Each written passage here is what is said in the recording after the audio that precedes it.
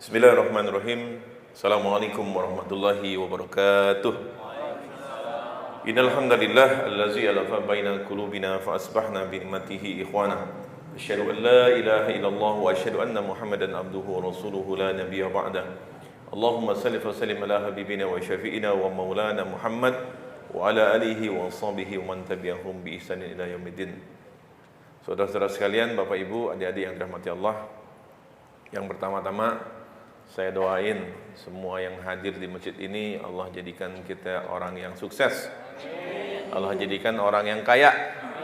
Tapi ada tapinya. Jangan lo main kaya-kaya aja, sukses-sukses aja, ada tapinya. Syaratnya satu. Tambah sukses, tambah kaya, harus tambah soleh.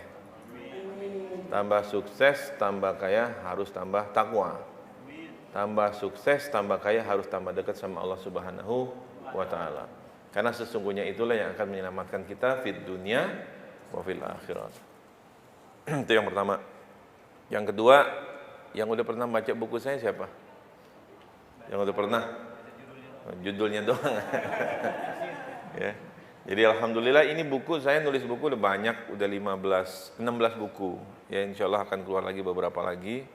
Dan inilah beberapa buku saya yang sudah banyak bestseller. Yang punya usaha siapa? Yang punya usaha? Ya, yang punya usaha deh. Yang belum punya usaha? Yang belum angkat tangan?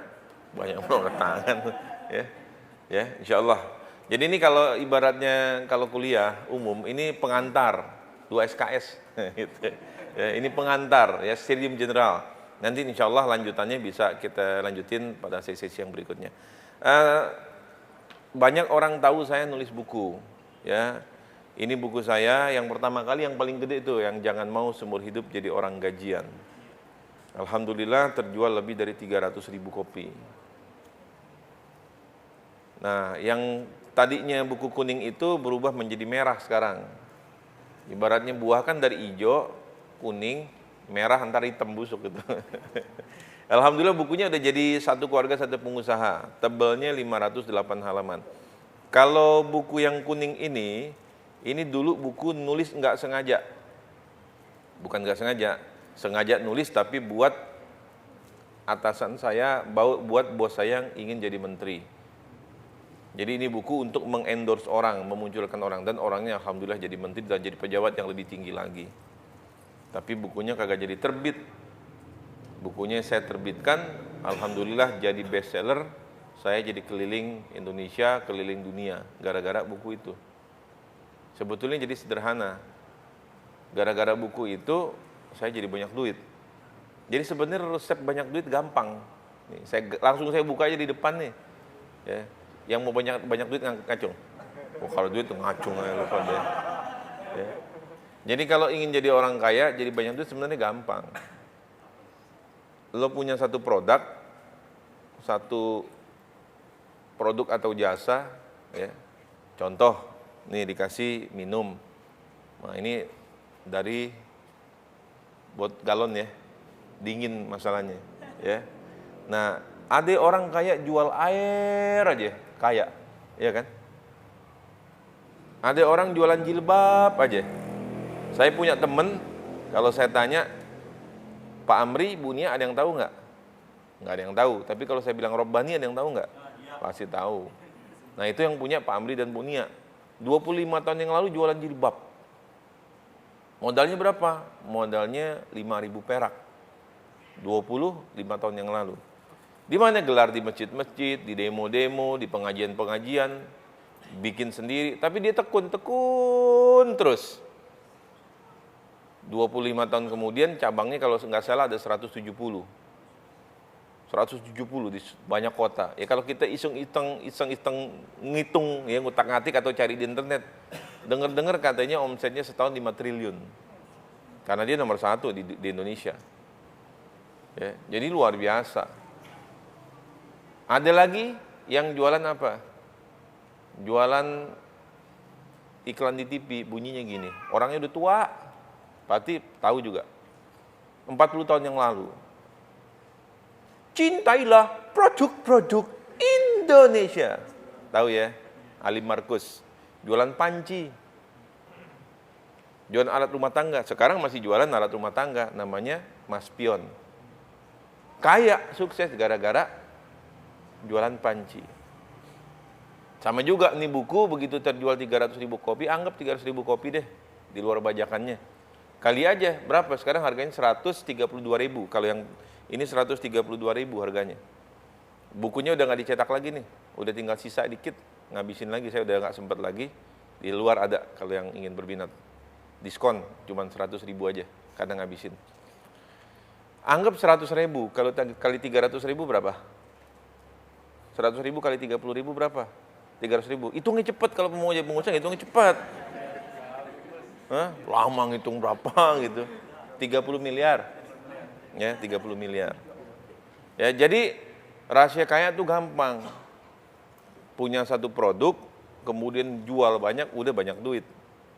Kalau kita kan enggak, ketemu teman lama dari SMA, satu kuliah juga, satu kantor juga. Gue bosen lihat lo katanya, SMA lo lagi, kuliah lo lagi, sekantor kita sekantor lagi, bosen nih gitu. Dah, kemudian pengen jadi pengusaha, gara-gara ngikut seminar, ngikut pengajian segala macam, pengen jadi pengusaha. 5 tahun nggak ketemu sama saya, begitu ketemu, gimana? Ente udah punya usaha belum? Ini kayak juga nih, ada berapa juga nih sebagian nih. Ketemu nih masih belum punya usaha juga nih. Wah, aneh sih Ustadz, usaha aneh, palu gada. Apa tuh palu gada? Apa lo mau, gua ada. Nah ini dia bilang, usaha yang palu gada kagak pernah bisa gede itu usaha yang palu gada. Ente pernah nonton film India nggak?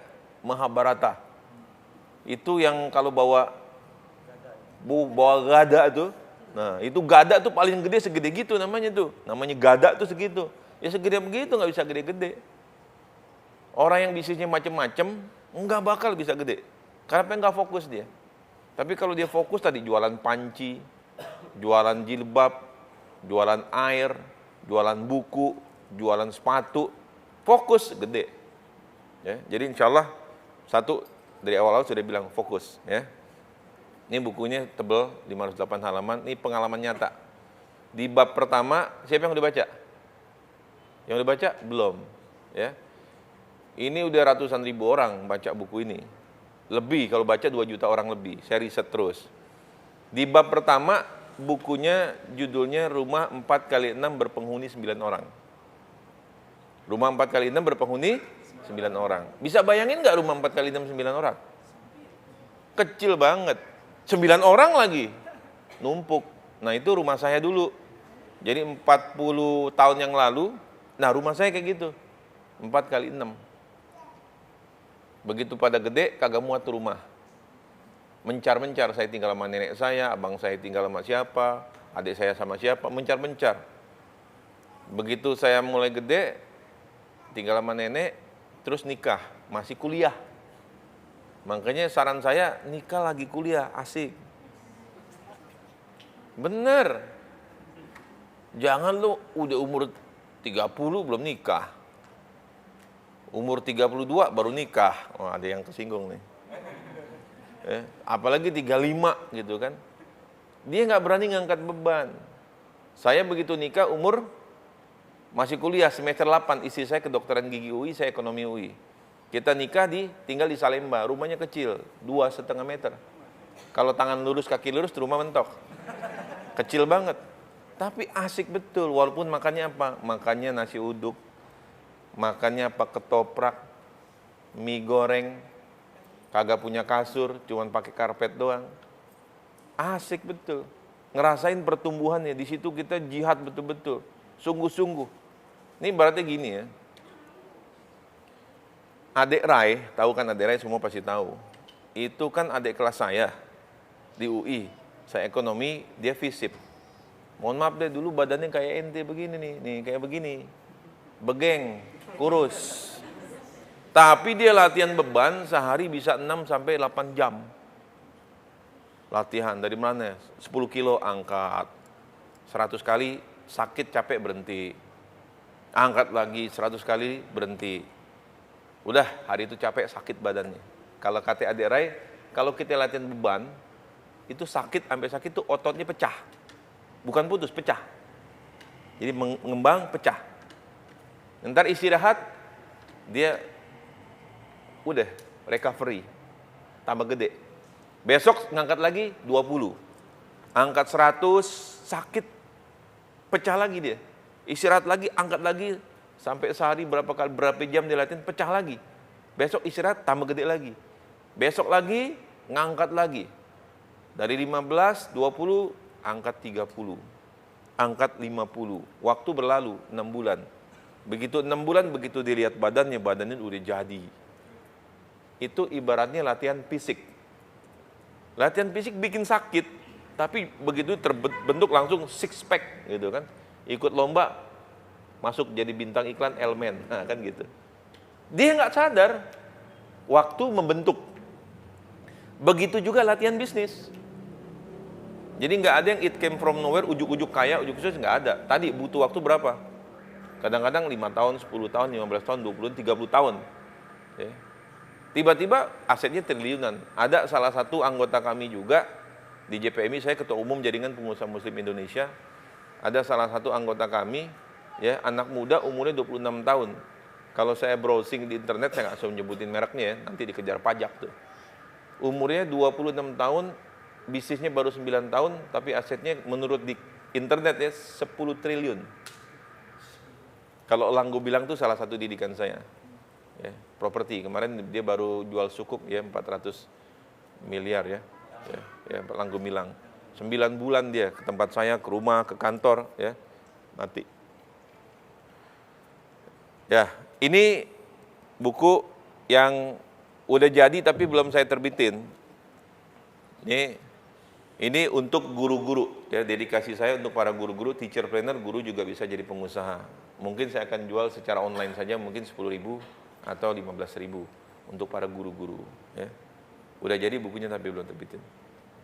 Dan alhamdulillah ini buku yang tadi, jangan mau seumur hidup jarang gajian, jadi satu keluarga satu pengusaha, diterjemahkan dalam bahasa Inggris, Don't be an employee of your life, diterjemahkan dalam bahasa Melayu, satu keluarga satu usahawan. Jadi dijualnya sudah di seluruh dunia buku ini. Jadi cukup satu buku, jual banyak duit, udah gitu aja. Jadi prinsip bisnis itu tadi, temukan produk, jual banyak, udah banyak duit. Kerja bertahun-tahun, berpuluh-puluh tahun, sampai pensiun, ya nggak ada duit. Coba deh yang kerja di kantor. Ini bukannya nyuruh keluar jadi pengusaha, bukan. Coba iseng-iseng ntar di rumah, buka Excel. Tulis satu kolom pertama umur. Umurnya berapa sekarang? Katakan 25. Terus sampai pensiun umur 55. Terus di sebelahnya gaji per bulan. Berapa sekarang gaji? 5 juta. Di bawahnya naikin 10%. Di 5 juta, tahun depan naik 5.500.000. Tahun depan lagi naik 6.050.000. Tahun depan lagi naikin lagi. Padahal kenyataan naik nggak tiap tahun? Kagak, gitu kan. Anggap naik. Terus jumlahin ke bawah. Sebelahnya gaji per tahun, berarti kalau 5 juta setahun 60 juta. Terus jumlahin selama 30 tahun. Ya, dari 25 sampai 55. Hitung, nanti pada saat pensiun punya duit berapa? Perkiraan saya kalau 5 juta, nanti punya duit pada saat pensiun, itu sekitar 14,5 miliar. Duitnya dari mulai bekerja sampai pensiun punya duit 14,5 miliar. Itu kerja seumur hidup. Kalau duitnya dikumpulin kagak dimakan-makan. Nggak makan, nggak ngapain. Kenyataannya nggak bisa segitu. Tapi begitu jadi pengusaha, Gojek umurnya baru berapa sih? Gojek. Setahun ada nyampe nggak? Belum nyampe setahun. Berapa nilai Gojek?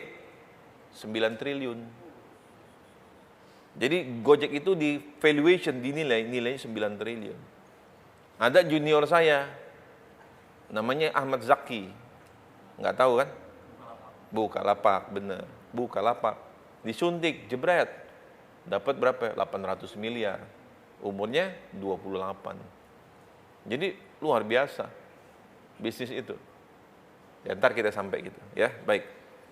Alhamdulillah, ini buku. Nah, banyak orang tahu saya penulis buku. Tapi banyak orang nyebut saya macam-macam. Yang pertama, ya karena saya punya usaha sendiri tadi sama Kang Hari ya. Sama Kang Hari, Ustadz lama katanya nggak kemari. Dia ingat, saya udah berapa tahun nggak kemari, 7 tahun kali. Dia ingat saya dulu punya toko buku namanya Senyum Muslim. Ya, saya bilang sekarang bukan Senyum Muslim lagi, Muslim Cemberut saya bilang.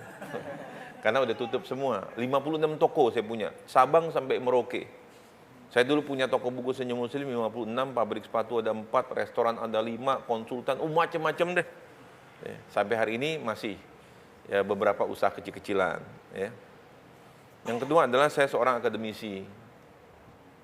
Sempat menjadi dosen di Universitas Indonesia, di Politeknik UI, dan di beberapa tempat, tapi sekarang menjadi dosen tamu aja. Karena nggak sempat, karena ngurusin bisnis, jadi waktunya nggak begitu banyak, tapi tetap masih sekali-sekali mengajar di banyak universitas. Di buku itu saya ceritakan juga bagaimana saya mulai jadi tukang fotokopi di PT Garuda Indonesia. Jadi tukang fotokopi, waktu masih nikah kuliah itu jadi sales. Kemudian di Garuda Indonesia, alhamdulillah menjadi manajer termuda tercepat dalam sejarah Garuda Indonesia. Di usia 26 tahun sudah jadi manajer. Hanya butuh waktu 6 bulan saja. Jadi kalau ada pegawai di sini yang ingin cepat karirnya, nemuin saya kasih tahu ilmunya. Ini pengalaman pribadi, gitu ya. Naik terus sampai jadi director, keluar, kemudian menjadi direktur utama di sebuah perusahaan swasta. Jadi bisnis masih jalan, akademisi dari kuliah dari D3, Politeknik UI, S1, S2 dapat beasiswa S3 ke Amerika, enggak diambil. Jadi nyaris mentok. Kerja dari bawah, tukang fotokopi, sales door to door, manager, director, vice president sampai direktur, mentok. Bikin konsultan, namanya Muslim Coach International, cabangnya ada di Amerika. Ya. Nulis buku banyak, ya sebagai seorang ideolog saya menulis buku banyak. Ya, ide-ide saya tuangkan di dalam tulisan. Jadi Ustadz sejak kelas 2 SMA. Kelas 2 SMA saya sudah menjadi khotib Idul Fitri, Idul Adha. Kenapa? Ketua Rohis. Begitu khotibnya nggak datang ke sholat Jumat, terpaksa ketua Rohisnya jadi khotib. Dan ke bawah terus sampai di luar, ya begitulah. Dan saya seorang aktivis, sampai hari ini juga masih mimpin beberapa organisasi, ketua senat dan segala macam, dulu senat, rohis, OSIS dan segala macam. Ya sekarang di ICMI, di IC, ya, di macam-macam lah gitu kan. Terutama di pergerakan Islam. Karena dulu nggak punya bapak, maka belajar Islam macam-macam aliran, dari yang sufi, yang lembut-lembut, sampai yang bikin bom, ikut juga. Ya namanya anak muda, nyari Tuhan kan, kita mencari Tuhan, belajar agama Katolik, Protestan, Buddhism, Taoism, Zen Avesta, Zoroaster. Ya, nyari Tuhan, nggak punya bapak, nggak punya idola. Makanya bahaya anak kecil, makanya bagus ente ngumpul di masjid, itu dapat hidayah, Allah jaga. Karena nggak banyak juga orang yang mencari-cari bisa selamat. Kalau ketemunya benar, kalau nggak ketemunya benar jadi penganten, ya kan, meledak, gitu kan. Ya, jadi saya pikir pengalaman-pengalaman ini saya tulis ya dalam buku yang tebal itu. Di bab terakhir saya tulis bagaimana kaya badan pagi, nanti saya akan ceritakan. Bagaimana nggak punya duit 10.000, padahal anak udah 2, mantan manajer, mantan direktur utama, 10.000 kagak punya. Perih betul, sakit betul. Istri saya bilang, waktu saya nulis buku mau terbitin, istri saya bilang gini, Bi, udahlah Abi jangan macem-macem deh. Abi kerja aja yang bener. Wah begitu, nggak didukung sama istri. Ya dulu biasa terima duit banyak, tiba-tiba nggak terima duit gitu kan. Saya pikir apa yang salah nih sama bini gue nih. Mentang-mentang orang Betawi, kan dia orang Betawi, Kemayoran. Orang Betawi, Kampung Rambutan. Apa yang salah nih sama bini saya? Ini yang udah menikah siapa sini? Dikit. Nah ini yang udah menikah dan calon menikah, saya kasih tahu. Perempuan itu butuhnya cuma satu. Tanya, perempuan apa butuhnya? Hah? Coba, ibu-ibu perempuan. Perempuan itu butuhnya apa sih? Ya ilah, murah amat bu. Masa cuma duit? Terlalu rendah kalau perempuan dibilang butuhnya cuma duit. Jadi saya ngomong apapun sama bini saya nggak didukung. Nggak didukung dia. Ini yang salah. Tuh. Perempuan itu butuhnya cuma satu, kepastian. Rumah yang pasti, mobil yang pasti, duit yang pasti, ya, masa depan yang pasti, kan gitu. Pendidikan yang pasti. Jadi berikanlah perempuan itu kepastian. Ya insya Allah dia dukung 1.000.000%. Nggak didukung, Bu, saya sama istri saya. Saya ngomong begini kagak didukung, begitu kagak didukung, akhirnya saya diem aja, udah cicing wae lah. Kalau ngadain apa, saya diem aja. Buku yang tadi saya terbitin, saya cetakin. Dalam waktu 4,5 bulan atau 3,5 bulan, buku itu meledak. Saya dapat 900 juta. Karena saya orang grafika, saya nyetak sendiri, nulis sendiri, bikin toko buku sendiri, jual sendiri, ngantongin duitnya sendiri. Dalam waktu 4,5 atau 5,5 tahun, saya lupa ya, saya tidak dapat 900 juta, saya dapat 19 miliar. Dari buku, ya kalian aja tadi kan, nanti hitung 30 miliar kan? Ya kan? Udah, dapat duit di 4 bulan pertama, saya beliin mobil, saya beliin rumah baru lagi, saya kasih tanah baru lagi, saya sekolahin anak saya di sekolah yang terbaik. Yang saya nggak kasih cuma satu aja, bini baru, bisa ngamuk dia, jangan. Saya tipe setia, Bu, tipe setia. Ya gimana? Orang kita zaman kuliah dulu kan nikah lagi kuliah, susah. Dia jadi dokter, begitu tamat saya masih kuliah S2. Kuliah dari pagi, berangkat jam 6 pagi dari Ciracas itu naik 03 atau 16 di Kampung Rambutan. Di Kampung Rambutan kita mencar. Dia naik bus ke Kerawang, dari Kerawang ke Rengas Dengklok ke Cibuaya. Naik angkot dilaju itu pulang pergi. Perjalanannya pulang pergi 6 jam atau 5 jam. Kerjanya cuma 2 jam. Dokter PTT 2 jam pulang. Saya kagak punya duit. Saya bilang sama bini saya gini, Mi, punya duit gak, Mi? Jadi tiap bulan saya minta sama istri saya 300.000 selama setahun. Buat apa? Ongkos. Karena saya kuliah di PPM S2, begitu orang-orang makan, teman saya makan, saya puasa. Kagak punya duit. Ya itu perih memang. Tapi itu proses perjalanan kita tumbuh. Begitu buku keluar, buku meledak, menghasilkan duit banyak. Tanya ibu-ibu, dukung gak, Bu, kira-kira, Bu? Oh, 1.000.000% dukung. Jadi berikan bukti, bukan janji. Itu. Baik, kita lanjut. Saya ingin mengenang ayah angkat saya, Bob Sadino, almarhum Bob Sadino. Beliau adalah ayah angkat saya dan kakek bagi anak-anak saya. Karena saya tidak punya bapak, maka saya minta kepada beliau untuk jadi ayah angkat saya. Almarhum Bob Sadino, ini kata-kata beliau ya. Maka saya berbagi mengikuti jejak beliau. Ya, ini dia orang goblok sulit dapat kerja, akhirnya usaha sendiri. Ketika sukses, orang goblok mempekerjakan orang-orang pintar. Waktu saya kuliah, IPK saya S2 itu tidak terlalu tinggi, 3,73. Standar, karena S2 itu rata-rata 3,5. Saya 3,73, ya atas dikit. Tapi saya sempat pada saat itu, pada saat buku saya meledak, saya punya duit banyak, saya bikin perusahaan konsultan, saya rekrut teman-teman saya kuliah dulu. Saya rekrut adik-adik kelas saya di PPM dulu. Setiap bulan saya kasih cek, nih 4 juta, ada yang 6 juta, ada yang 8 juta.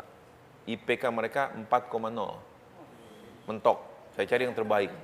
Pernah kerja di perusahaan-perusahaan multinasional.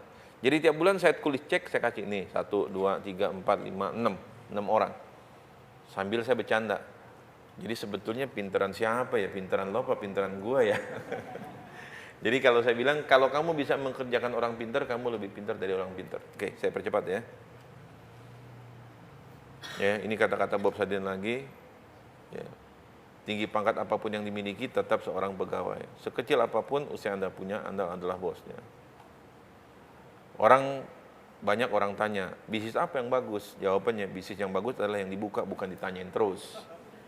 Kebanyakan kita nggak jadi pengusaha karena banyak nanya. Nanya melulu, Ustadz kalau gini gimana? Ustadz kalau begini, chatting mulu, WhatsApp mulu, praktek kagak. Dah, saya mulai pertama. Hermawan Kertajaya. Saya ingat dulu beberapa tahun yang lalu di Darut Tauhid Bandung. Hermawan Kertajaya ini adalah pemimpin dari Mark Plus. Saya sempat 9 bulan di tempat beliau. Di depan jamaah DT di Bandung, ribuan orang, itu acaranya Marketing with Love. AA ngisi, Hermawan ngisi, ada berapa yang ngisi. Hermawan ngomong gini, ini Katolik loh, dia orang Katolik. Dia ngomong gini, kalian ini orang Islam harusnya lebih hebat dari saya. Karena Nabi kalian itu, Nabi Muhammad itu seorang pengusaha, seorang pedagang. Sementara Tuhan saya, Yesus Kristus, hanya tukang kayu. Ya, Nabi Isa alaihissalam itu, Yesus itu adalah ahlinya carpenter, ahli mebel. Saya dengar itu kaget setengah mati. Apa maksudnya? Ini orang Katolik, ditemenin berapa stafnya aja, 4 orang apa 5 orang, Katolik semua, ada yang Islam juga, 1 orang. Di depan ribuan orang Islam ngomong gitu. Ya Allah, hebat betul. Saya mau marah, tapi ntar dulu, cari apa maksudnya. Saya cari, karena ilmuwan saya cari jawabannya. Jawabannya ketemu di mana? Di bukunya guru saya, Ustadz Dr. Syafi'i Antonio. Di mana Bang Syafi'i Antonio membagi kehidupan Rasulullah SAW beberapa periode. Ini dia. 0 sampai 12 tahun dagang. 12 tahun mulai ikut magang, dagang ke Syam. Ya, kalau kita baca Sirah Nabawiyah kan 12 tahun dagang ke Syam. Terus ngikut magang umur 17 tahun bikin perusahaan sendiri. Jadi kalau yang pengusaha, para karyawan yang ingin jadi pengusaha cukup kerja 5 tahun aja. 5 tahun magang di bidang yang mau kita bangun. Jadi katakan tadi ini ada teman kita juga pengen bisnis yang bidang elektronik, panel listrik. Ya udah lo magang di situ. Kerja di perusahaan itu anggap magang itu. Belajar sungguh-sungguh seluk-beluknya dari A sampai Z. Dari yang kecil sampai yang paling gede-gede pelajarin. Tahu sumber-sumbernya, tahu pasarnya, tahu bagaimana ngelolanya. Setelah itu ya keluar, bikin yang kayak gitu. Jangan kerja di listrik, bikin rumah makan. Kesetrum ntar. Ya kan? Kagak nyambung. Jadi Rasulullah tuh berdagang umur 17 tahun bikin perusahaan sendiri. Kemudian terus berbisnis sampai umur 37 tahun. Umur 37 tahun udah kaya raya. Kemudian empatinya muncul karena ngelihat kemaksiatan di mana-mana. Kemudian bertahanut di Gua Hira paling banyak di bulan Ramadan. Kemudian pada umur 40 tahun maka turunlah Jibril memberikan wahyu mengangkat menjadi Nabi dan Rasul. Dan ketika menjadi Nabi dan Rasul, maka tidak ada yang dilakukan Rasulullah SAW kecuali hanya berdakwah. Tidak melakukan apapun. 24 jam adalah untuk dakwah. Pertanyaan berikutnya, Ustadz, dari mana Rasulullah hidup? Jawaban yang pertama adalah kaya. Rasul kaya, istri beliau Khadijah binti Khuwailid radhiyallahu anha juga kaya. Tapi kalau kaya dimakanin terus habis kan gitu. Kenapa bisa sustain cukup lama? Rahasianya ada 2. Jadi yang diajarkan oleh Rasulullah sebelum pra kenabian dan masa kenabian ada 2. Trading, dagang, bisnis, dan investasi. Jadi duit Rasulullah itu ketika menjadi Nabi itu diputerin sama orang. Diinvestasikan, diputerin. Jadi sebagai seorang pedagang Anda harus mengerti satu sisi lagi namanya investasi. Sebagai karyawan juga Anda harus mengerti tentang ilmu investasi kalau mau kaya. Jadi trading and investment adalah sesuatu yang diajarkan oleh Rasulullah SAW pra kenabian dan pasca kenabian.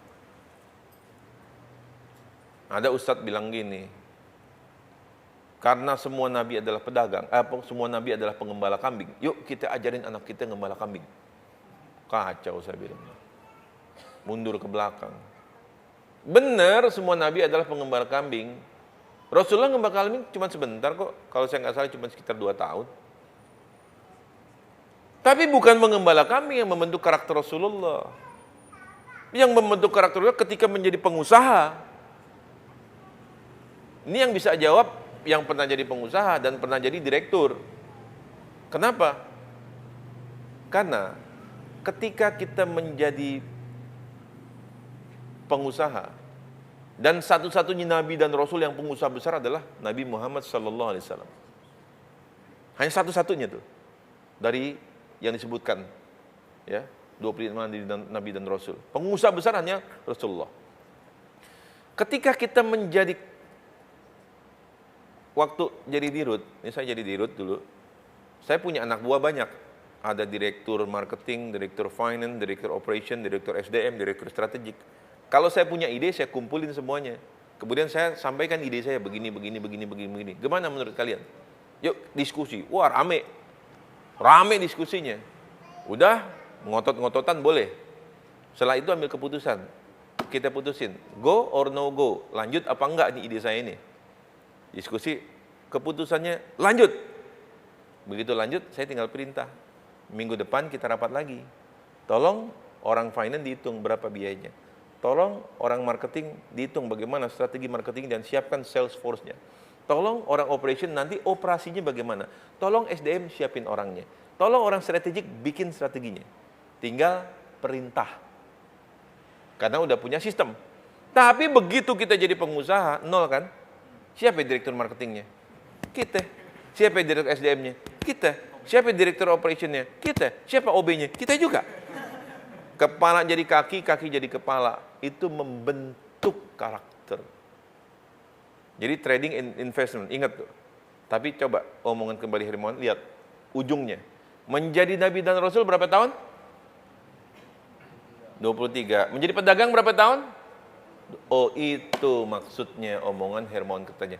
Ternyata Rasulullah itu lebih lama sebagai pedagang dibanding sebagai Nabi dan Rasul. Dan karakter beliau sebelum menjadi Nabi dan Rasul tergojlok, tertempa ketika menjadi seorang pengusaha. Satu. Yang kedua, saya ingin kasih contoh sahabat Rasulullah yang paling keras, yang paling kaku. Siapa? Ma arafta haulal Umar. Apa yang antum tahu, yang ente tahu seputar Umar? Umar itu khalifah nomor berapa? Nomor 2. Berapa tahun menjadi khalifah? 10 tahun. Ketika menjadi khalifah, takluk Persia, takluk Romawi kan? Bajunya ditambal ya Umar ya? Bajunya ditambal, tidurnya pakai pelepah kurma ya? Kalau bangun bebekas pipinya, ya Allah. Padahal Romawi takluk, Persia takluk, tapi bajunya ditambal. Tidurnya pakai pelepah kurma. Kalau Umar bin Khattab mau tidur pakai kasur yang empuk bisa nggak? Oh bisa.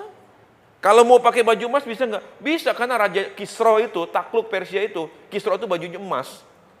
Kalau Umar bin Khattab mau pakai baju sutra bisa nggak? Bisa, karena Romawi itu sutra terbaik.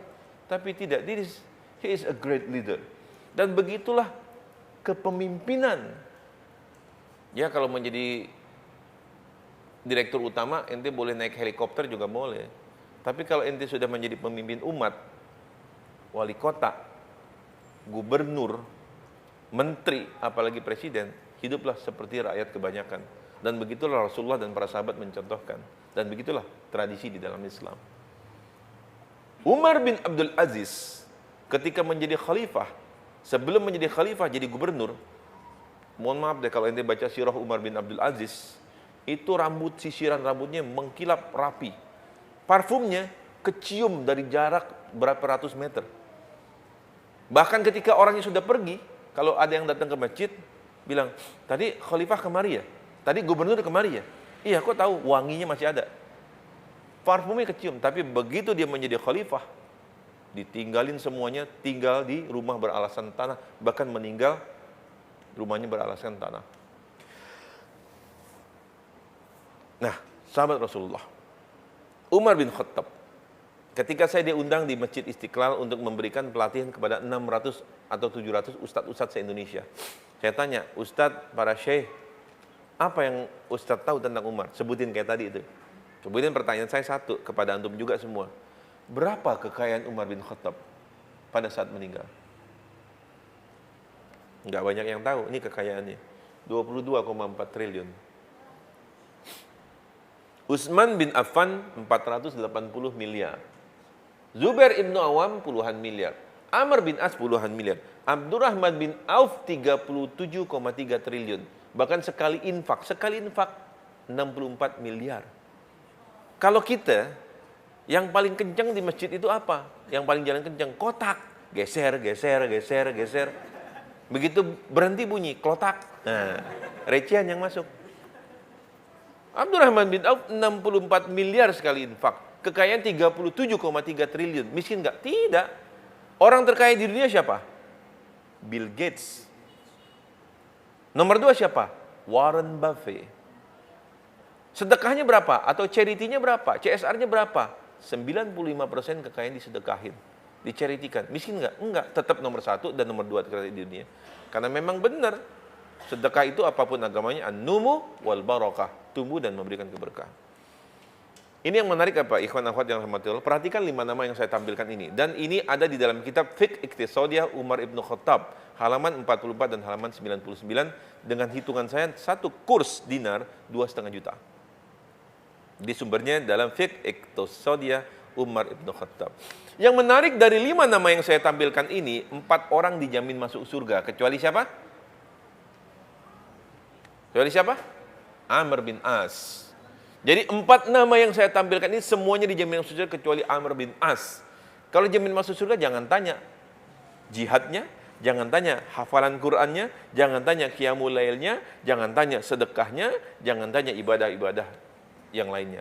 Sempurna. Apakah miskin? Tidak.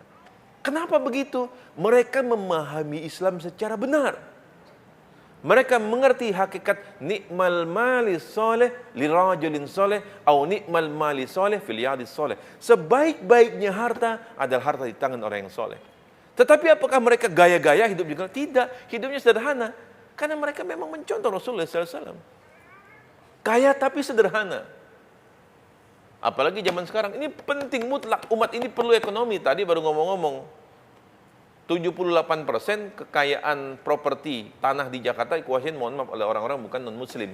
Saya ketemu dengan teman properti, Ustadz bukan 78, 90%. Gedung-gedung mewah di Sudirman dan sekitarnya itu dikuasai oleh 2 orang. Cina. Saya kasih tadi sahabat Rasulullah begini, Rasulullah begitu, ada yang nyeletuk, Ustadz, buat apa kaya-kaya Ustadz? Kaya juga nggak dibawa mati. Lah, gue baru kasih contoh. Rasulullah kaya, sahabat kaya. Lo bilang, buat apa kaya-kaya? Kaya nggak dibawa mati. Memang bener nggak dibawa mati kaya. Tapi ini omongan orang yang nggak bisa kaya atau nggak susah jadi orang kaya. Begini ngomongannya, saya bilang. Nyerah dia.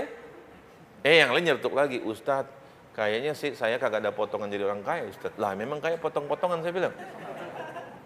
Lo lihat tuh Tukul Arwana, enak nggak potongannya tuh? Ya kan? Kaya dia, sukses. Habis gimana Ustadz? Bapak saya miskin, kakek saya miskin, buyut saya miskin, tetangga saya miskin, saudara saya semua miskin.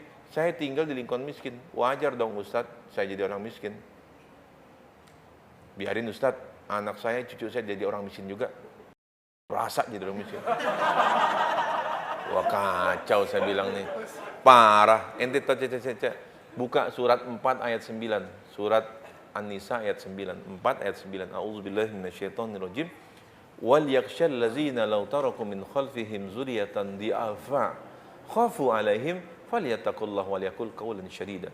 Hendaklah khawatir orang-orang yang sekiranya mereka meninggalkan anak keturunan mereka dalam keadaan du'afa. Ini ayat yang menyatakan bahwa orang Islam kagak boleh miskin. Makanya Agim bilang, saya tidak ingin kaya tapi saya harus kaya. Karena ayatnya itu. Asbabun nuzul ayat ini, ada seorang yang akan meninggal. Ketika dia akan meninggal, dia ingin menyedekahkan 100% kekayaannya. Ama Rasulullah dilarang, nggak boleh. Bagaimana Rasulullah kalau setengahnya? Nggak boleh. Bagaimana kalau sepertiga? Itu baiklah. Jadi sepertiga. Itu satu dalil yang mengatakan bahwa umat Islam itu nggak boleh meninggalkan keturunan dalam keadaan du'afa miskin. Nggak boleh. Satu lagi, dalil hadisnya. Idza mata ibni Adam in qata amaluhum illa min salas. Kalau mati anak Adam maka putus semuanya kecuali 3. Pertama apa? Shadaqatun jariyah. Itu yang bunyi kotak tadi itu dia tuh. Ya, yang ente berikan itu mimma tuhibbun, yang ente cinta itulah harta ente, bukan yang di rekening bank, bukan yang di kantong kita. Karena itu bisa hilang, bisa dicuri orang, bisa dilikuidasi bank, bisa dirampok. Tapi yang ente sedekahkan di jalan Allah itulah harta kita. Yang kedua apa? Au ilmu yantafa'u bih, ilmu yang bermanfaat. Makanya doakan saya agar saya tetap ikhlas menyampaikan hal kayak begini. Kenapa? Kalau saya ikhlas inilah pahala saya. Tapi kalau nyampein wani piro, ya, terus macam-macam segala macam, itu nggak ada pahalanya di hadapan Allah. Tapi kalau kita ikhlas, seorang guru itu al-ikhlas.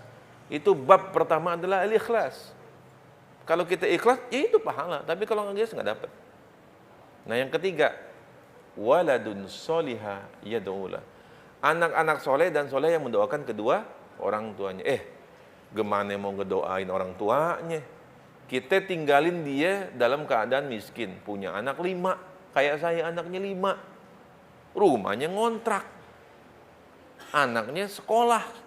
1 TK besok nih. Masuk SD 1. Masuk SMP 1. SMA 1. Perguruan tinggi 1. Gajinya 2 juta. Rumahnya ngontrak. Motornya kredit. Pecah tuh pala. Ya kan? Gimana nggak pecah kepala? Ya mau dibilang sabar, tetap aja begitu kadepin pusing. Dia cari duit kan, dia ngobjek, dia cari harta, buat kebutuhan sehari-hari, buat bebannya supaya ringan. Lagi kerja, lagi ngobjek, Allah panggil. Allahu Akbar, Allahu Akbar. Allahu Akbar, Allahu Akbar. Kagak dijawab sama dia, lagi kerja. Gua lagi pusing katanya. Gua duit butuh pusing nih, pusing. Udah azan selesai, dia kagak doa. Kemudian qomat. Dia kagak dengar. Kagak sholat dia di masjid. Ntar aja dulu, masih lama. Lah, Allah aja dia cuekin. Allah dicuekin. Gimana kita orang tuanya yang udah mati? Setahun udah mati, 2 tahun udah mati, 5 tahun udah mati, 10 tahun udah mati, 20 tahun udah mati, udah dikubur. Padahal kita mungkin kita lagi tunggu doa anak kita kan. Mana nih kiriman anak kita nih? Robil Fili, Wali Walidaya. Kita lagi tunggu itu. Kita lagi tunggu Al-Fatihah anak kita. Supaya ngeringanin kita. Nggak dapat, kenapa? Kita tinggalkan dia dalam keadaan miskin. Dalam keadaan du'afa. Dia sibuk dengan dunia. Coba kita tinggalin anak kita dalam keadaan cukup deh. Cukup ya, yang penting cukup dah. Ya kan? Dia bisa punya rumah, sekolahnya benar gitu kan. Saya senang orang Betawi, suka atau nggak suka, ya teman-teman yang mau bilang bid'ah atau nggak bid'ah, ketika dia tiap malam Jumat dia baca Yasinan. Sebelum baca Yasinan, ratiban dia bilang gini, karena isi saya orang Betawi, ya ilah Al-Fatihah ila ruhi Mahmud binti Ma'ot, Ma'ot binti Abdurrahman, Abdurrahman binti Kotek, Kotek binti ini, wah terus nah. Ini kan bapak moyangnya nih. Al-Fatihah dibacain. Saya tanya, nyampe nggak tuh doa? Nyampe nggak? Ya nyampe. Orang kepada bapaknya, kakeknya, buyutnya, apalagi ke atas, itu keturunan dia semua. Yaitu waladun soleha yada'ula. Anak-anak soleh, cucu-cucu soleh, yang mendoakan kedua orang tuanya. Di situ sesungguhnya. Ya, ini biar ente paham dulu latar belakangnya ya. Saya ini ngajak ke masa lalu dulu. Nanti saya akan bicara masa lalu, masa sekarang, dan masa yang akan datang. Ya. Lalu bagaimana Rasulullah dan para sahabat seperti itu? Oke, saya tanya nih hal yang ringan dulu kepada antum semua. Hukum yang paling dasar dalam agama kita, dulu SMP kita belajar, fardu kifayah. Masih ingat hukum fardu kifayah? Definisinya apa? Suatu kewajiban yang apabila sudah ada satu orang atau kelompok orang yang melaksanakannya, maka gugur kewajiban bagi yang lainnya. Contohnya, sholat jenazah. Itu masih banyak itu, bagus ente jadi dokter. Contohnya sholat jenazah. Gue udah tanya pertanyaan ini kepada nggak tahu berapa ratus ribu orang, jawabnya sholat jenazah. Gimana Islam mau maju urusan orang mati melulu? Bener, tapi ya masa contohnya cuma itu mindset namanya. Ini saya kasih tahu, ini air dikasih minum, saya nggak tahu mereknya apa. Dulu ada air yang punya orang Islam, tahu lah maksudnya ya. Kemudian perusahaan airnya dibeli oleh orang Prancis. 97% sahamnya punya Prancis. Karena yang punya orang asing, kita nggak tahu sekarang isinya apa, ya kan? Kalau dimasukkan zat haram, gimana? Minum kita air haram. Ini baju, ibu-ibu tahu daging babi itu semuanya berguna dari luar sampai dalamnya. Ada kancing dari tulang babi, Bu. Serat pakaian ada pakai gelatin babi campurannya. Makanan, minuman, bikin kue, kuasnya ada dari bulu babi. Dioles-oles kita makan, babi masuk. Kita pakai baju, nempel babi. Kata Rasulullah, bagaimana doanya mau dikabulkan? Makanannya haram, minumannya haram, pakaiannya haram. Tapi kan kita nggak tahu, Ustaz, nggak, hadisnya begitu. Hadisnya bagaimana doa yang mau dikabulkan? Makanannya haram, minumannya haram, pakaiannya haram. Sengaja nggak ada penjelasannya. Sehingga kita punya pabrik minuman, punya pabrik pakaian, punya televisi, punya radio, punya internet, punya pabrik mobil, punya pabrik makanan, hukumnya fardu kifayah. Jadi menjadi pengusaha itu bukan cuma sekedar urusan untung rugi, bukan. Saya ngayal lebih jauh lagi. Bagaimana kalau bukan cuma haram doang, tapi di dalamnya dimasukkan zat-zat yang menyebabkan infertil. Tahu infertil? Mandul. Orang Islam punya anak berapa? 1, 2. Orang kafir anaknya 5, 7, 11. Dari 90% turun jadi 87, turun jadi 85, turun sekarang 83. Nanti 50 tahun lagi, 50-50 bisa. Persoalan makanan ini, persoalan bisnis, itu bukan cuma sekedar untung rugi. Bukan ayo jadi pengusaha, ayo kita, bukan. Ini tentang masalah haram dan halal yang kita makan. Dan ini tentang masa depan anak cucu kita. Tentang akhirat kita. Bukan persoalan sederhana. Bukan sekedar cari untung. Bukan banyak-banyakan aset. Bukan. Paham itu dulu ya. 1. Oke, kita masuk sekarang maju. Makanya Allah bilang wabtagi fima atakallah darul akhirah wala tansa nasibaka minad dunya. Jadi kita disuruh nyari apa? Akhirat, Pak, bukan nyari dunia, bukan. Wabtagi fima atakallahu darul akhirah. Tapi bukan juga gini, Ustadz, buat apa kita kaya-kaya Ustadz? Kita juga kaya yang dibawa mati. Jadi salah lagi. Ente kaya, ente sedekahin duitnya. Ente kaya, ente beli ini karpet, ganti karpet yang lebih bagus lagi. Ente kaya, ente naikin lagi nih 1 lantai lagi ke atas. Ya kan? Ente kaya, ente rapin tempat wudunya. Selama orang sujud di karpet yang ente sedekahin, yang ente wakafin, pahala ngalir. Selama orang sujud di tempat ente masjid bangun, pahala ngalir. Selama air ngalir yang ente bangun, pahala ngalir. Wala tansa, jangan lupa nasibaka minad dunya, bagian kamu di dunia gitu. Jadi dunia itu untuk jalan kita ke akhirat. Dunia mazra'atul akhirat. Dunia itu adalah jalan kita, teman-teman, ke taman kita untuk mencapai akhirat. 1. Nah, saya masuk hari ini. Tadi itu tentang dulu, itu motivasi bagaimana Rasulullah berbisnis, bagaimana para sahabat, bagaimana seorang muslim itu harus jadi orang kaya, tapi kekayaan untuk dakwah, kekayaan untuk menegakkan kalimat Allah, kekayaan untuk mendekatkan diri kepada Allah, kekayaan untuk memasukkan diri kita ke dalam surganya Allah Subhanahu wa taala, kekayaan untuk membantu saudara kita, untuk jihad fi sabilillah. Makanya Allah bilang, a'udzubillahi minasyaitonir rajim, ya ayyuhallazina amanu hal adulukum ala tijaratin tunjikum min azabin alim. Surat berapa? 61 Sof. Wahai orang beriman, maukah kamu aku pertunjukkan sebuah bisnis? Hal adulukum ala tijarah. Bisnis. Allah bicara bisnis. Ini bicara pada pengusaha. Tapi bisnisnya apa? Yang bisa mengeluarkan min azabin alim, yang bisa menyelamatkan dari azab neraka, azab ini. Tu'minuna billah wa rasul. Beriman kepada Allah dan Rasul. Makanya itu, sebelum kaya, iman dan Allah dan Rasul dulu. Jadi tauhid selalu nomor 1. Saya tidak menyuruh orang berbisnis kecuali sebelum dia bertauhid kepada Allah dan Rasulnya. Bertauhid kepada Allah, beriman kepada Rasulnya. Jadi basic pengusaha muslim adalah tauhid dulu. Ittiba'ur Rasul dulu. Tu'minuna billahi wa rasul wa tujahiduna fi sabilillahi bi amwalikum. Dengan harta dulu, baru anfusikum.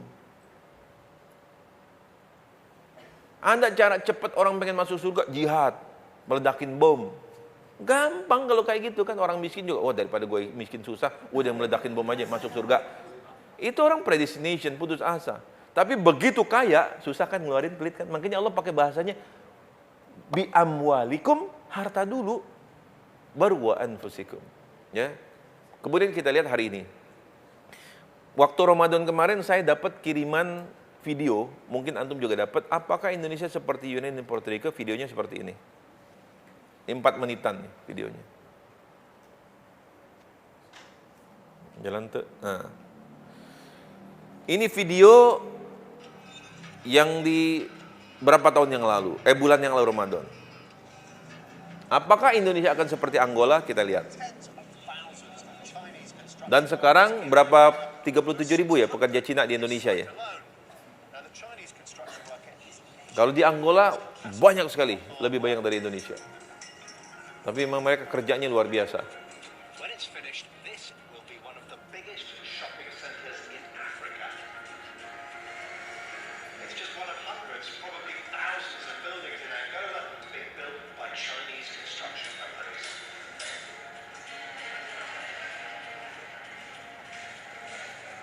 The vast majority of the workers on these Chinese construction sites are from China because of their reputation for speed and efficiency. I didn't see many Angolans working here.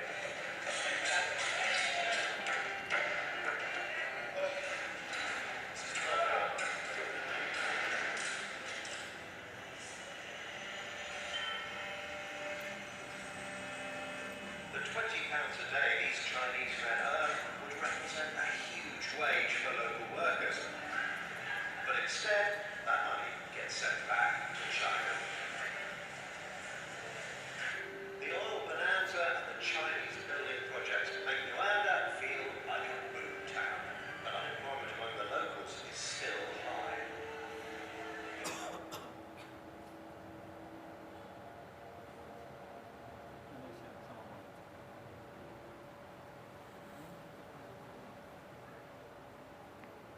Ya, kenyataannya kayak gini kan. Ya, ini Indonesia. Tapi apakah kita akan seperti Angola, seperti Puerto Rico? Ya. Ini biar antum lihat dulu semua. Dan bentar lagi nanti 2016 Asia American Community, ya. MEA. Apa itu MEA? Inti sederhanalah. MEA itu integrasi pasar ya. Jadi kayak gini. Kalau dulu nih sekarang orang jualan teh botol, jualan nasi uduk, lontong sayur, pisang goreng di pinggir jalan, yang jualan namanya Pok Minah, Pok Siti, ya. Kemudian apalagi Bang Yono. Begitu nanti 2016 awal dibuka akan jadi kayak gini. Jualan pisang gorengnya Mas Yono kayak gitu. Di Singapura namanya Lim Ki, di Orchard Road, ya, banana seperti ini. Coba betapa tidak menariknya, menarik sekali. Jadi nanti yang jualan pisang goreng namanya apa? Koh Aliong. Yang jualan nasi uduk namanya Nguyen Fako. Yang jualan lontong sayur namanya Gloria Masep Fako. Ya, kenyataan, suka atau tidak suka, ya itu akan terjadi. Ya, kita tidak bisa ingkar, kan ini kesepakatan. Nah, kita lihat, walaupun sekarang ekonomi kita meredup, tumbuhnya 4,5%, tapi masih termasuk 4 atau 5 besar tertinggi di dunia. Pertumbuhan ekonomi Indonesia masih 4 atau 5 tertinggi di dunia, di bawah Cina. Ini data lama. Pertumbuhan ekonomi kita dulu masih ini 6,8%, dari negatif 13,1%, 98, naiknya luar biasa. Sempat kita menjadi nomor 2 terkaya di dunia pertumbuhan ekonominya, di bawah Cina. Cina itu sempat 14%, sekarang 7%, Indonesia 4,3%. Ya, investasi kita naik terus, apalagi sekarang dengan Jokowi, wow, ya. Ya, bagaimana wow betul orang Cina semua masuk ke sini, ya investasi Cina semua, ya banyak, wow pokoknya wow gitu. Income per kapita kita tinggi, orang bilang krisis kemarin pameran mobil berapa? 5,4 triliun, 2 minggu transaksinya. Ya. Ya, kemudian ya ini juga tertinggi kita di ASEAN, ya, tapi sekarang kita kalah ya, dengan Filipina kita kalah. Orang masih rame kan, masih belanja kan, walaupun sekarang ini agak-agak slow down sedikit, tapi ini kayak gini masih rame. Jakarta Fair 2014 4 triliun, 2014 kemarin 7 triliun. Jakarta Great Sale 2012 10 triliun, 2015 kemarin 13 atau 14 triliun. Indonesia adalah negara nomor 16 terkaya di dunia tahun sekarang. Nanti tahun 2030 akan menjadi nomor 7 terkaya di dunia. Dan pada tahun 2050 akan nomor 5 terkaya di dunia. Dan saya percaya insya Allah itu terjadi. Ya, ini fakta angka-angka ekonomi. Ya, supply dan demand, permintaan masih tetap seperti ini. Ya, walaupun kita sekarang slow down sedikit, ya, slow. Ya, kemudian ya kayak begini.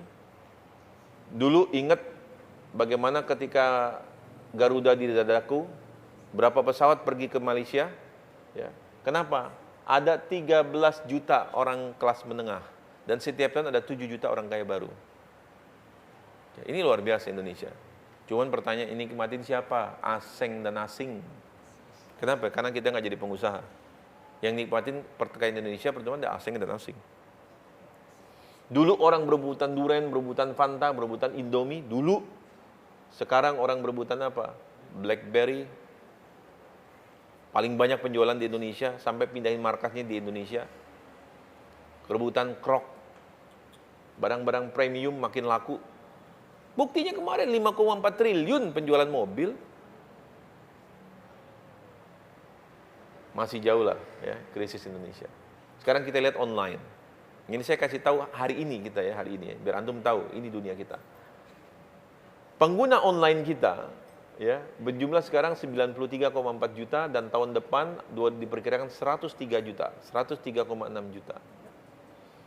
Pengguna Facebook Indonesia nomor 4, mungkin sekarang nomor 3 di dunia. Ya, luar biasa. Makanya Allah bilang, surat 7 ayat 96. Coba, lupa saya ayatnya, apa? Nah, gini.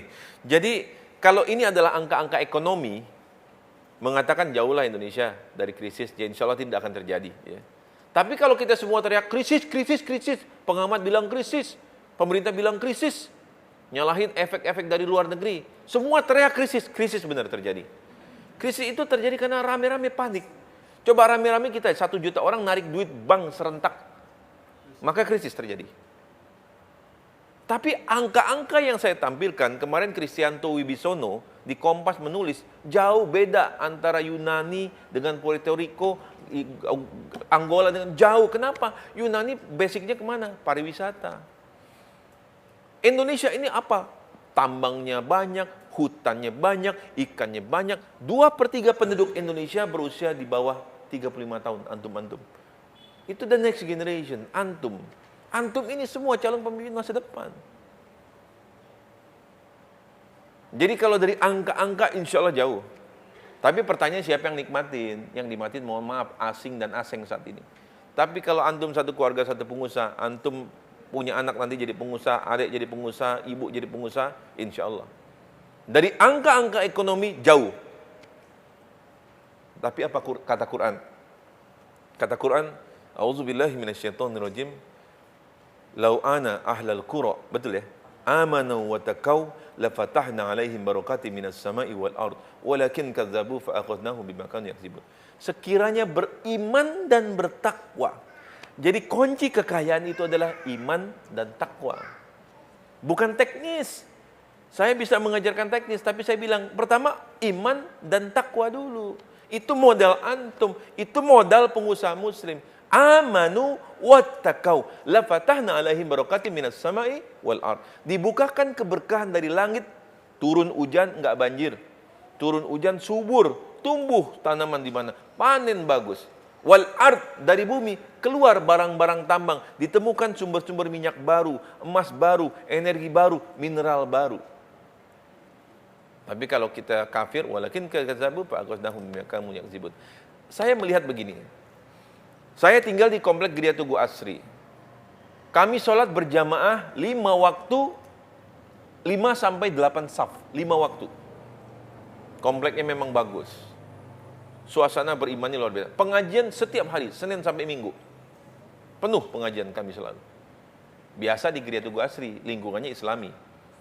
Tapi saya menjadi kaget ketika keluar dari Geria Tugu Asri, saya sholat di kampung, sholat maghrib, nengok ke belakang, selesai, subhanallah, sampai depan pintu penuh. Orang nggak kebagian tempat.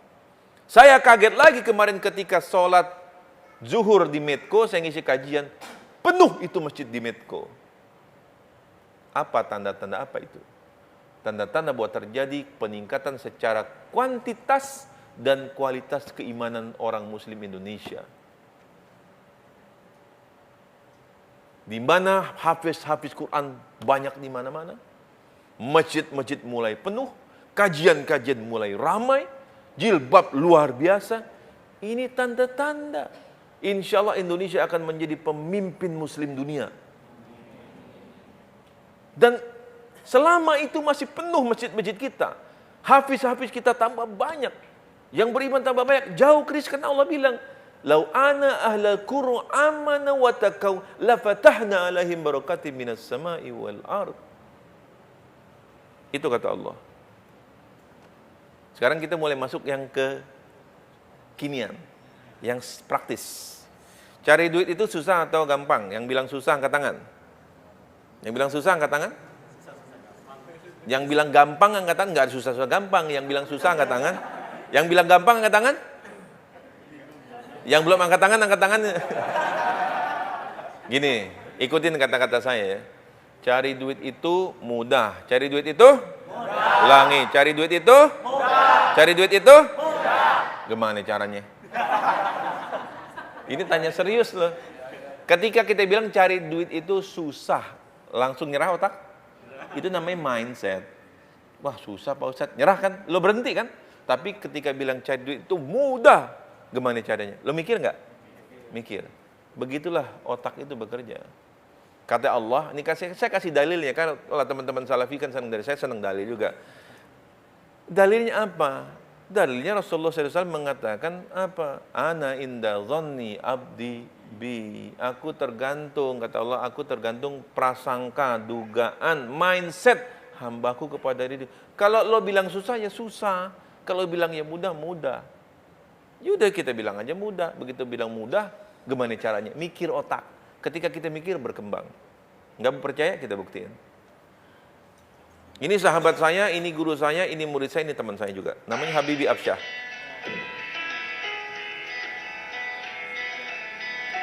Dia cacat, dia lumpuh.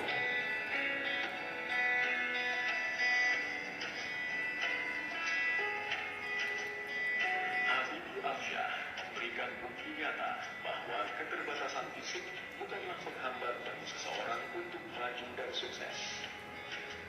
Pemuda penyandang cacat berkursi roda kelahiran 20 tahun lalu ini kini mampu meraup puluhan juta rupiah. Saya berhentiin. Dia cacat, dia lumpuh, cuman bisa bergerak satu jari. Jari tangan kanan bisa gini doang. Kalau mau mandi, dimandiin, mau makan disuapin, minum diminumin, mau tidur diangkat tempatnya taruh. Subhanallah, tuh penghasilannya sebulan. Kan saya nggak bohong-bohong, ini acara Kick Andy, acara di TV. 6 bulan yang lalu saya undang dia ke Masjid BI pada kajian saya Majelis Ta'lim Wirausaha. Insya Allah besok tanggal 13 nih di Masjid Cut Mutia.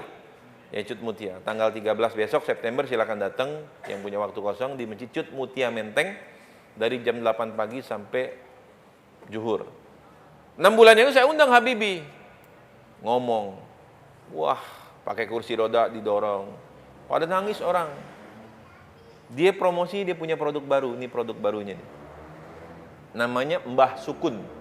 Mbahsukun.com. Tahu sukun kan? Berapa harga sukun? 1.000, 2.000.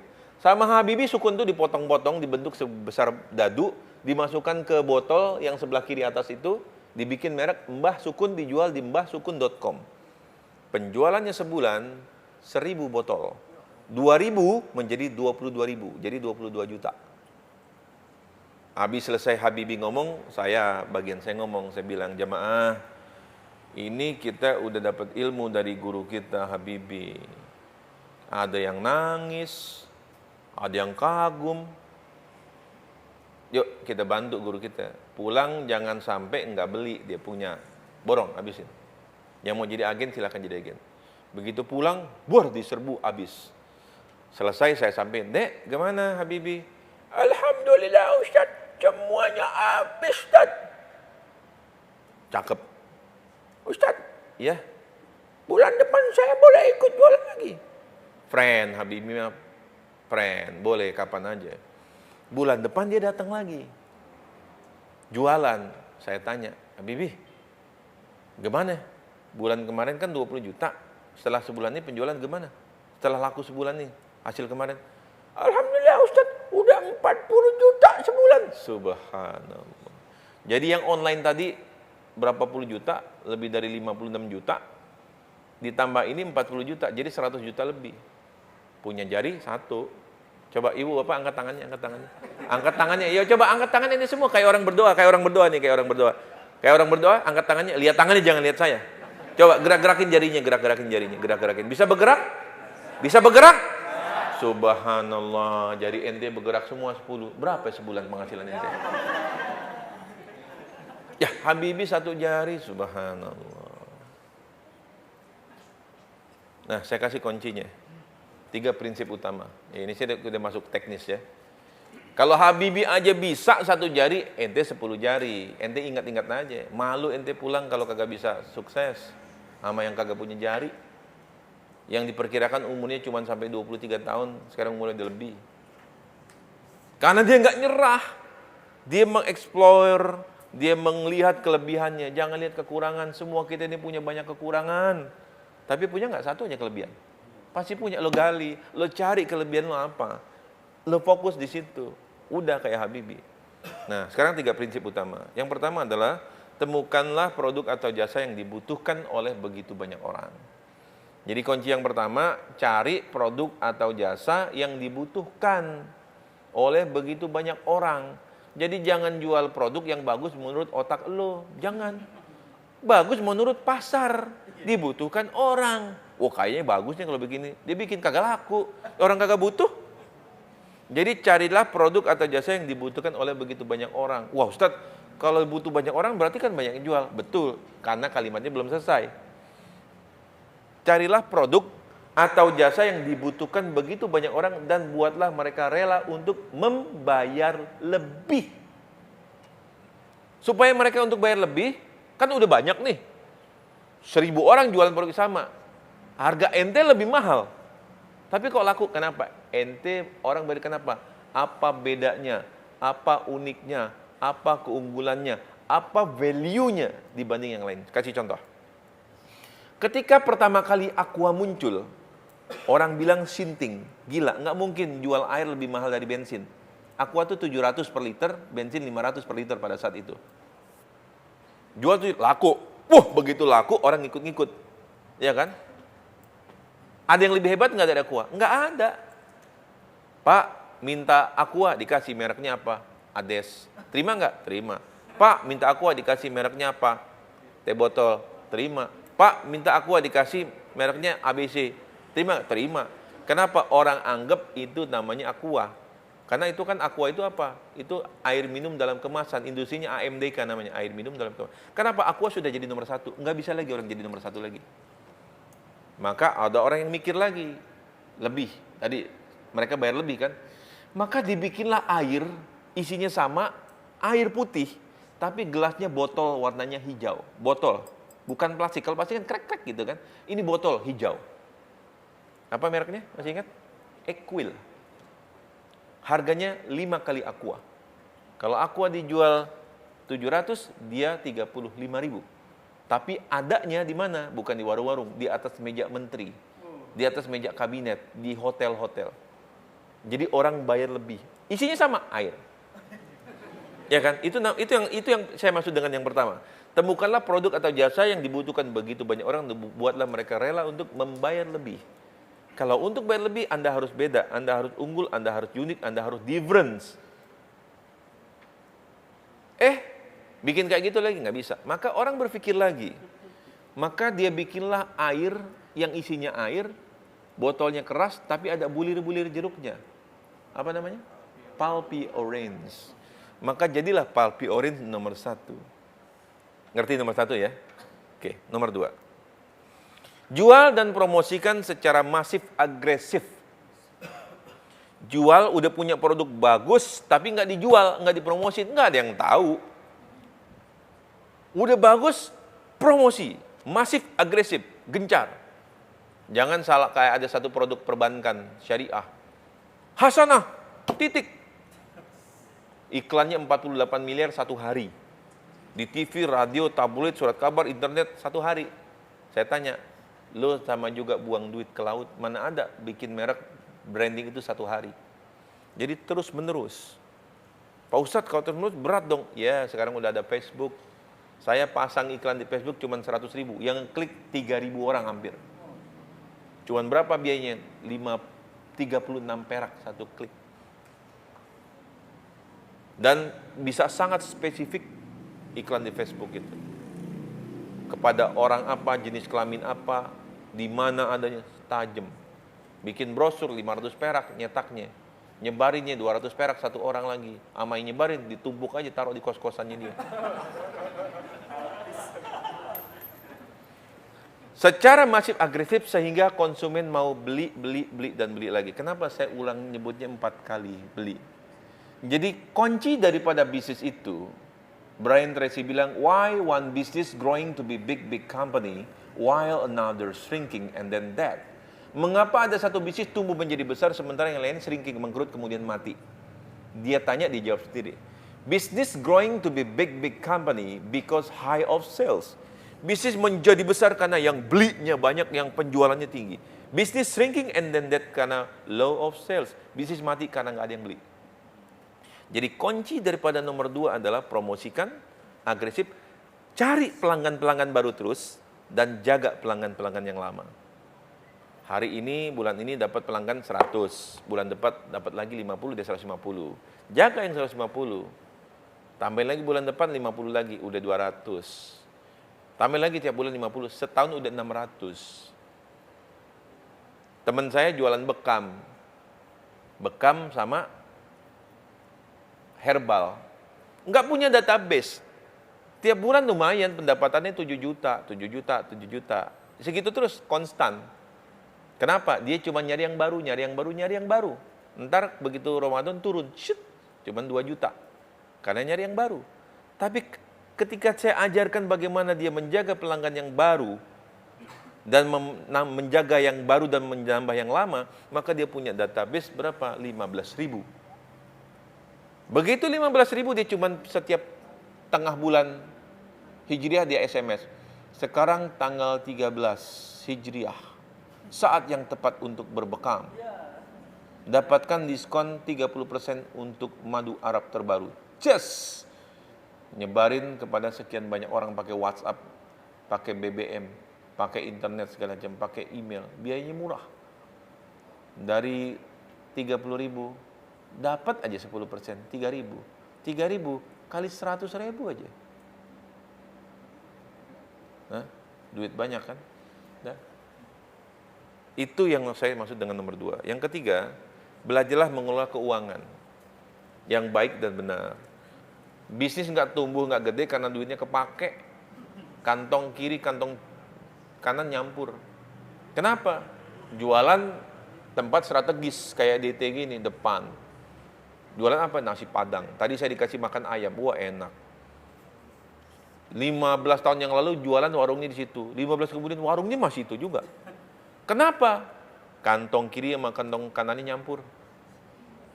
Lagi jualan, rumahnya di situ juga kan, depan rumahnya dia kan, dia warung depan rumah. Lagi jualan, tiba-tiba pagi-pagi jam 9, jam 10 bunyi. Tenonet, tenonet, tenonet. Anaknya teriak, "Mama, ecim. Beli ecim, Ma." Aduh, jajan dulu katanya. Wah, mama ecim. Nangis pusing mahnya, "Bang, es krim." Panggil. Adanya ikut, aku juga. Anaknya keluar 3 orang. Ambil dari lacinya, bayar es krim.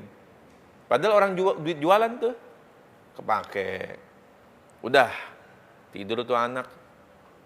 Sore-sore bangun asar. Jam 4 lewat di rumahnya. Tung dung dung dung dung dung dung dung. Trung dung dung, trung dung dung. Odong-odong. Odong-odong, Mak. Naik odong-odong, 3-3-nya naik, bayar lagi. 3.000 kali 3, 10.000. Ambil lagi duit dari kas, dari laci. Habis duitnya. Pisahin. Caranya gimana? Bikin 2 rekening. 2 rekening bank syariah. Ya.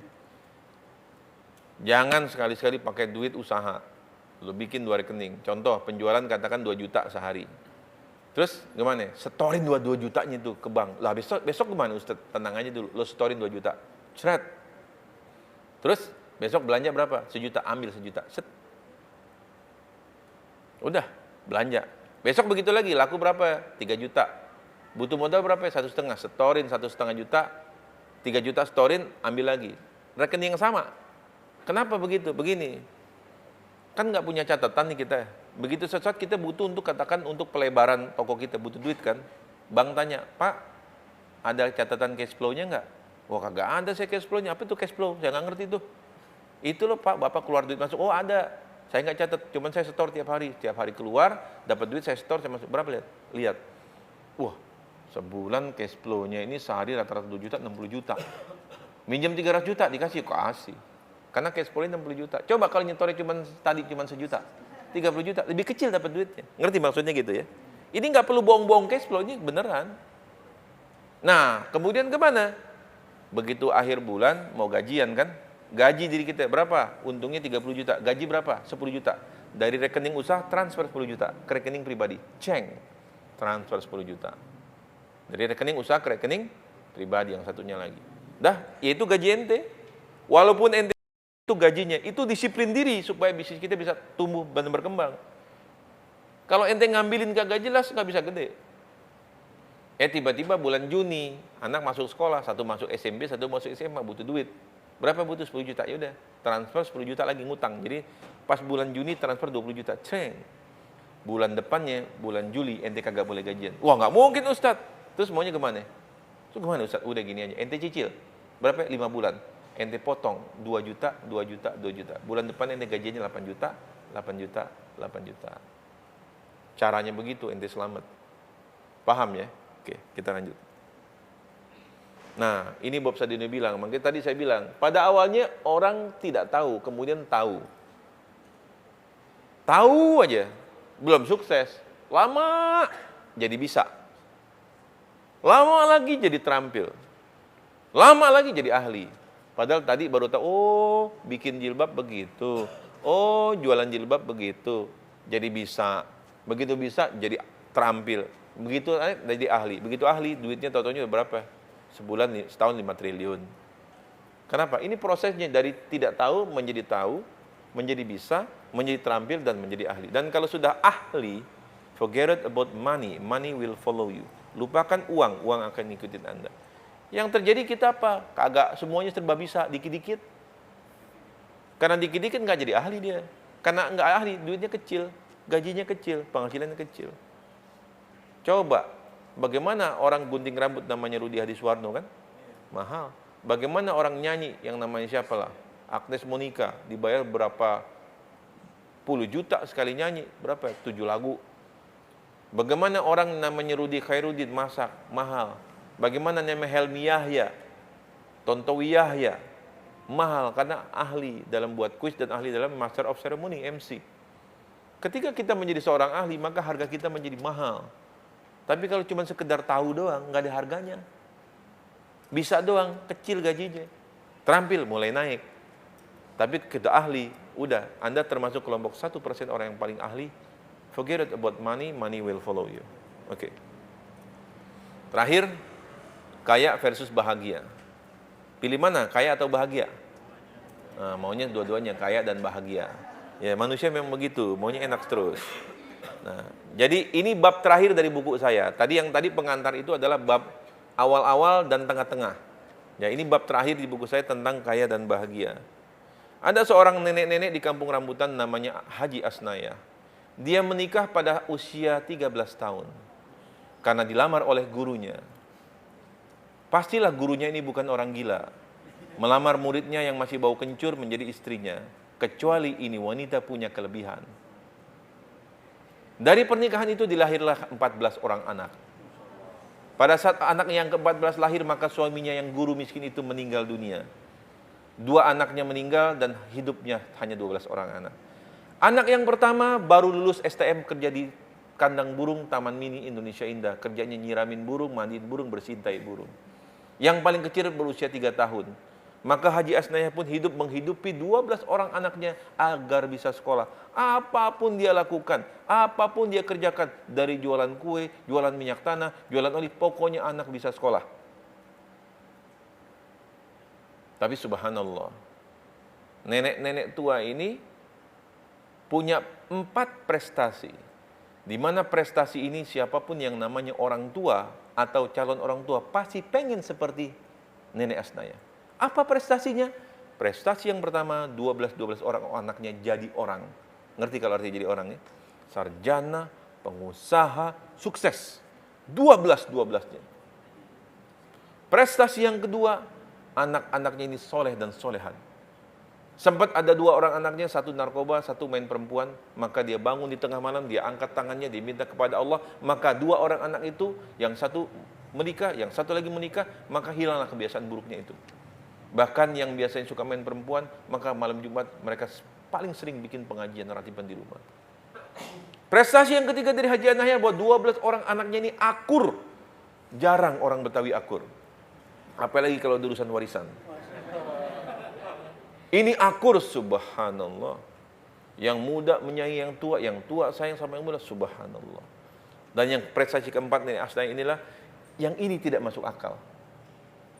Kenapa? Tukang kue, miskin, anak banyak, bisa memberikan 12 rumah atau 12 tanah kepada semua orang anaknya. Ente pendidikan apa? Punya rumah berapa? Bisa ngewarisin tuh anak ente semua. Tapi dia mampu memberikan 12 rumah atau tanah. Jadi kalau yang nggak dapat rumah, dapat tanah. 12-12-nya dapat. Subhanallah. Apa rahasianya? Rahasianya ada 4. Rahasia yang pertama adalah nenek-nenek tua ini sejak balik, ya, bahkan sebelum balik tidak pernah lepas daripada membaca Al-Quran, tilawah Al-Quran. Zalikal kitabu la raiba fihi hudal lil muttaqin. Syahrul Ramadan allazi unzila fihi Al-Quran hudal linnas wa bayyinatin minal huda wal furqan. Al-Quran adalah petunjuk kita. Ikhwati fillah, akhwan akhwat, maka bacalah Quran. Itulah sumber kekuatan. Prestasi yang kedua, kunci yang kedua adalah apa? Qiyamul lail. Sejak balik dia tidak lepas daripada qiyamul lail. Sangat jarang dia meninggalkan qiyamul lail. Wa minal laili fatahajjat bihi nafilata asa au yab'asaka rabbuka maqamam mahmuda. Pada tengah malam maka bangun dan sholat tahajudlah kalian sebagai nafilah tambahan. Maka kalau kalian sudah tambahkan itu, maka asa au yab'asaka rabbuka maqamam mahmuda. Allah akan letakkan kita, Allah tempatkan kita pada kedudukan yang tinggi di mata manusia dan di mata Allah. Siapa yang ingin mulia maka bangun qiyamul lail. Kunci yang ketiga adalah salat duha. Saya kenal Mas Sandi. Bagaimana Sandiaga Uno, saya dekat dengan beliau 8 rakaat setiap hari. Karena 8 rakaat itu akan menyukupkan kita dan mengayakan kita. Dan yang keempat adalah saum Senin Kamis. Mas Sandi itu puasa Daud. Subhanallah. Saya favorit saya. Ya. Kelebihan kekurangan tapi luar biasa itu. Puasa Daud, olahraganya juga gila juga. Triathlon, berenang nyebelangin selat, naik sepeda, lari. Padahal puasa Daud. Nanti sekali-sekali undang ke sini. Ya. Jadi rahasianya apa? Yang pertama, tilawah. 2, qiyamul lail. Yang ketiga, duha. Yang keempat, saum. Bapak Ibu, saya beruntung. Saya menikahi anak nenek-nenek itu yang nomor 9. Seorang dokter dari UI. Jadi yang favorit sama saya dulu banyak. Ya tokoh saya kan, ketua senat segala macam gitu kan. Kenapa dapat anak tukang kue? Gua miskin kecil, gede miskin, remaja miskin, nikah sama orang miskin juga lagi. Tapi rasanya ternyata itu saya suruh belajar. Saya suruh ngelihat. Dan ketika saya diundang di keluarga besar istri saya, diundang suruh ceramah di keluarga besar, saya bilang, nih dekat sini kamu rambut ini ada nenek-nenek. Udah tua. Tapi kita begini, kayak saya cari cerita gitu, cerita. Mau tahu rahasianya, saya bilang, ini tengah keluarga. Rahasianya gini, 1, 2, 3, 4. Saya bilang, mau tahu orangnya? Siapa Ustaz? Tuh di pojok. Siapa? Umi. Iya, Umi. Iya benar Ustaz, memang Umi begitu. Istri saya protes, Abi kurang 1, Umi rajin sedekah. Yang kelima sedekah. Ya mungkin cerita yang saya alamin ini, Bapak Ibu, saudara-saudara mungkin orang tua kita juga ngalamin. Tapi itu, hidupin itu. Ya. Bagaimana ternyata ibadah itu yang bikin orang kagak sekolah bisa gitu. Apalagi kita kalau sekolah kan gitu kan. Kita nih yang orang sekolah, yuk ibadah kita baikin. Perbaiki akhirat kamu, maka dunia akan ngikutin kamu.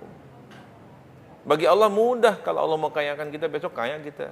Allah mau bangkrut kita bangkrut. Allah cuma berkehendak kok. Iza arada syai'an ayaqulu lahu kun fayakun. Ya. Itu terakhir ya. Nah, yang terakhir lagi penutup.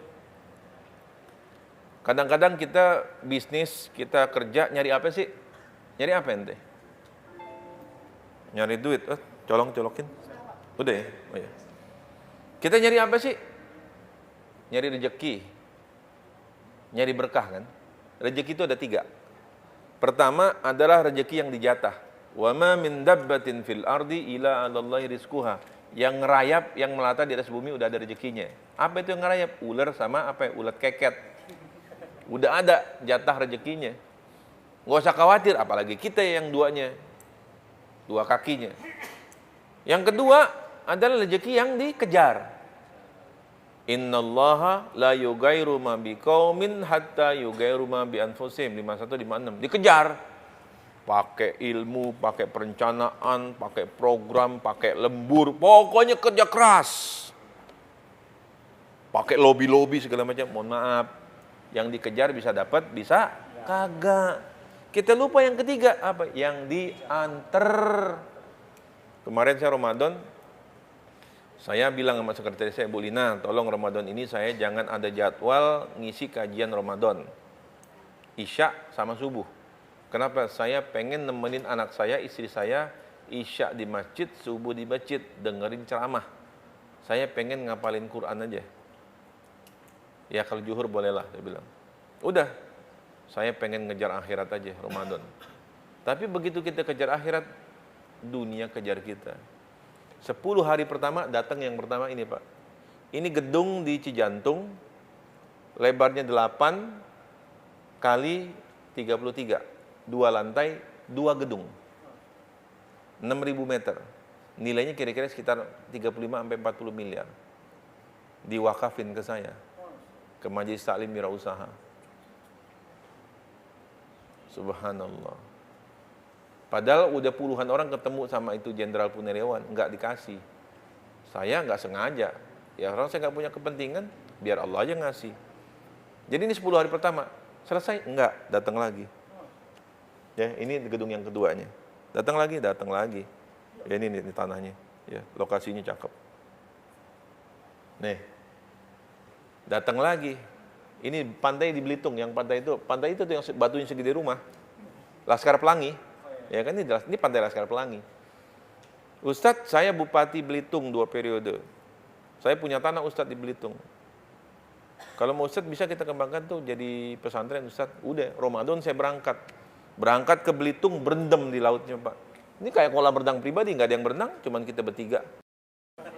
Kayak kolam renang pribadi, airnya dingin. Tiba-tiba datang, anget. Tiba-tiba datang, lebih anget lagi. Warnanya putih, biru muda, biru tua banget. Subhanallah. Saya bilang, Pak, gini aja deh, di situ ada yang ngapal Quran. Ada program sebulan hafal Quran di situ. Ya kan yang sebulan hafal Quran. Di Belitung kemarin tuh. Gini deh, saya bilang, gimana kalau saya beli aja nih? Saya kembangin jadi rumah tahfiz, ngapal Quran sebulan tetap kayak gini. Saya bikinnya yang lebih bagus, ya. Saya gandeng Ustadz Yusuf Mansur.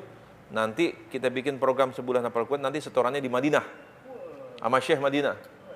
Dan saya bilang di sekeliling ini akan saya bangun resort, 500 Islamic Home Resort. Jadi teman-teman yang pengen ngapalin Quran, anak-anak yang hafal Quran, silahkan ke Belitung daripada ke mana tuh yang di Banten sono tuh jauh perjalanan 7 jam, ini cuma 50 menit nyampe. Tapi saya nggak punya duit, saya bilang. Ya mau Ustadz mah terserah aja deh. Cicil ya, 8 tahun ya. Ya silakan Ustadz. Kagak punya duit tapi gua nggak pakai DP ya. Ya Ustadz silakan. Subhanallah. Saya bilang, teman-teman yang pengen punya resort, pengen hafal Quran, nanti setoran di mana? Siapa yang mau? Wah, berebut orang. Saya masuk dulu 50 juta, 500 rumah, 25 miliar, 400, 500 miliar. Selesai? Enggak. Datang lagi. Ya, ini yang di tempat ini yang pesantren ini. Ya. Ya, hutan. Datang lagi 12 hektar tanah di Subang, wakaf lagi. Untuk apa? Bikin pesantren EBT, energi baru dan terbarukan. Selesai? Enggak, tadi 3 tuh ya. Dapat wakaf di Cijantung, dapat di Subang, dapat di Belitung. Datang lagi orang. Berkilau tuh, warnanya kuning tuh. Ada emasnya. Berapa? 10.000 hektar. Enggak tahu deh. Ya begitulah, ketika kita cari Allah, dunia cari kita. Ya, cari Allah, kejar Allah. Aplikasi Android Saling Sapa sudah tersedia di Play Store. Download gratis aplikasinya sekarang juga dan install di ponsel Anda. Simak dan koleksi video maupun audionya. Kini jadi lebih mudah, menyenangkan, praktis, efisien, kapan saja dan di mana saja. Raih keberkahan dalam kemudahan. Salingsapa.com. Berteman dalam kebaikan.